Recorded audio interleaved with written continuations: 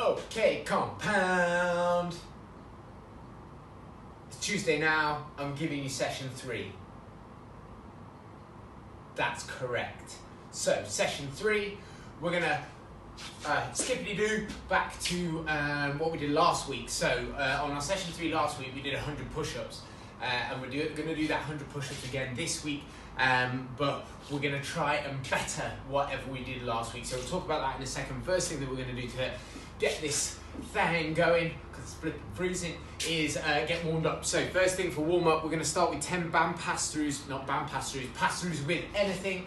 So grab yourself a broom, whatever it is, a handle, and we're just going to take that pass-through forward and back for 10 just to start opening up that kind of chest just a little bit. After that, then we're going for 8 push-ups. So I just want 8 regular push-ups, however you want it. If you want to elevate it slightly because you're warming up, that's absolutely fine as well. But 8 push-ups. Then we're going to hit 20 arm circles forward and 20 arm circles back. Again, just to get those shoulders moving a little bit, get everything working. So that's 3 rounds of a warm-up. After we've done that warm-up, then we're going into our push-ups. So last week I talked about 100 push-ups, but that 100 push-ups should never exceed more than 20. So we should be making sure that we're working to a scale that means that we can't like just breeze through 25, 25, 25 and done. Is that enough? Can't remember. Anyway, so work your scale well. Maybe if your scale last week worked so that you were doing 10, 10, 10 or 10 reps to 10 sets, then maybe this week we do the same scale but try and go 11 reps for each of your sets, just to try and build either the volume that we're working with, or if you found your 100 last week easier, then let's build on the loading or how we're controlling that lower or whatever it is. So yeah, I want to keep this regular push-up focus in for at least another kind of 2 weeks after this second week's work.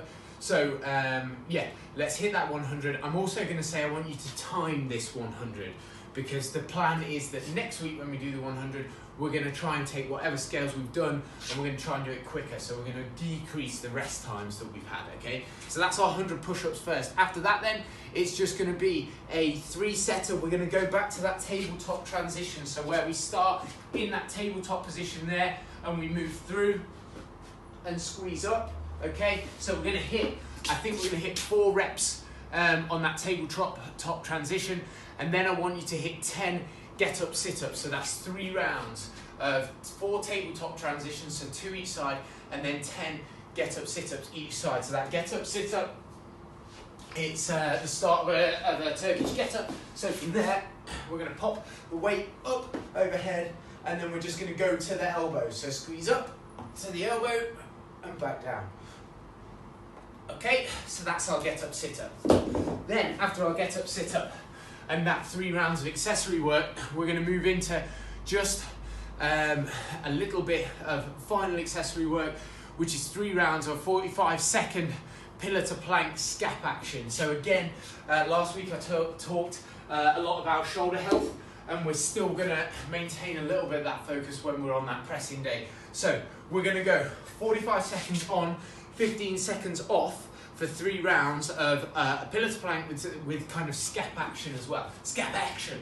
So what we're talking about when we're talking about scap action is the pillar to plank. I start in my plank and I'm going to go up into that top of plank on my hands. So what I'm going to do is I'm going to start here, and the pillar to plank is from here. I'm pushing up through both hands, okay? But what I'm going to add into that is kind of a cat-cow movement that we do at the gym sometimes. So I'm going to start here, and I'm going to start with my chest at the bottom, okay? So my shoulder blades are slumped together. So the first job is I pull my shoulder blades apart, and I elevate, and then I push up to my hands, and then I again squeeze. So I'm kind of pulling my shoulder blades apart, and then I let my body sink, my shoulder blades come together, back down onto my elbows, sink further, okay? Push apart, push up, squeeze, and then sink, back down, sink, okay? So, throughout that 45 seconds, we're all about moving our shoulder blades from a position where they're together to a position where we're driving them apart, okay?